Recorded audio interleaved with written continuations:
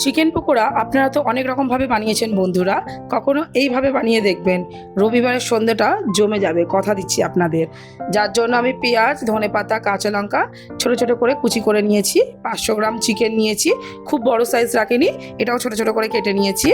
ওপর থেকে দিয়েছি বেসন, নুন, লঙ্কার গুঁড়ো, সামান্য একটুখানি বেকিং সোডা, গোলমরিচের গুঁড়ো, আদা রসুনের পেস্ট দিয়ে ভালো করে চিকেনটাকে মাখিয়ে নিয়েছি।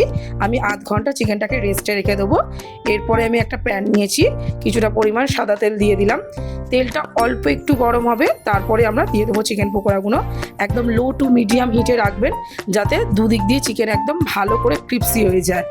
এবার আমি চিকেন পকোড়া খাবো বলে এখানে একটা সস বানিয়ে নিয়েছি।